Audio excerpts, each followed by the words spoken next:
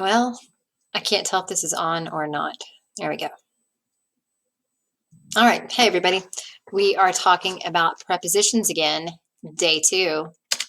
Remember that a preposition is a special group of words that connects a noun, noun, noun, or a pronoun to the rest of the sentence. Oh, my camera's moving. Oh, well.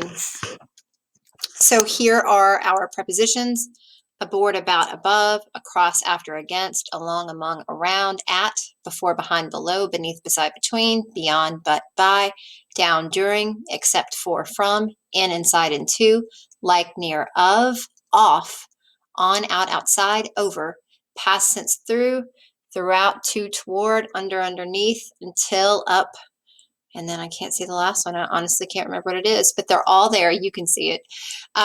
Watch the video. Hearing that little song, when I read them out loud, I kind of hear the little song in my head, so it will help you memorize them.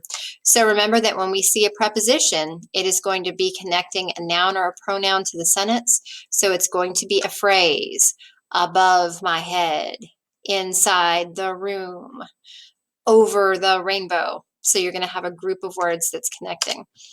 So what we're going to do today is we are going to use this map. It is an actual map of part of Washington, D.C. We've got the White House, the Washington Monument, the National Museum of American History, the D.C. Visitor Center, Freedom Plaza, the National Aquarium, the old post office tower, the FBI building. So you can see the Smithsonian. So it's a lot of things in Washington.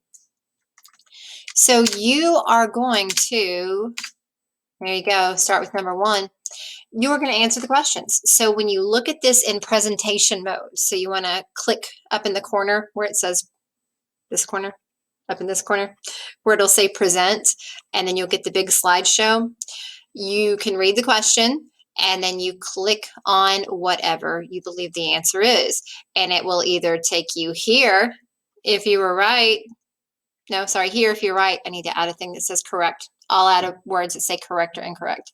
If you were right, you go here. If you're wrong, it will take you here. And then you click this to go back to the question. So if you were on number 1, go back to the question. If you were on number 2, go back to the question. And then after you have come back to your question and you know if you were right or wrong, then you click next and you go to the next slide.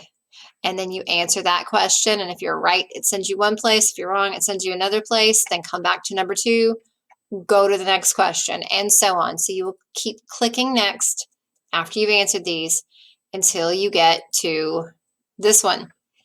Now on this one, you're going to type in your own answer choices. Where's the Corcoran Gallery of Art? Your answer goes right here. You have to answer it with a prepositional phrase. So you might need to go back and look at that list of prepositions. Is it in my desk?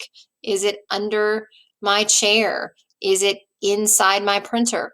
So you're going to use this map to actually answer these questions. So think of these slides as your practice for using prepositions to tell where something is, because a preposition is basically a position word. It's going to be a word and then a few other words that go with it, a phrase that tell you where something is.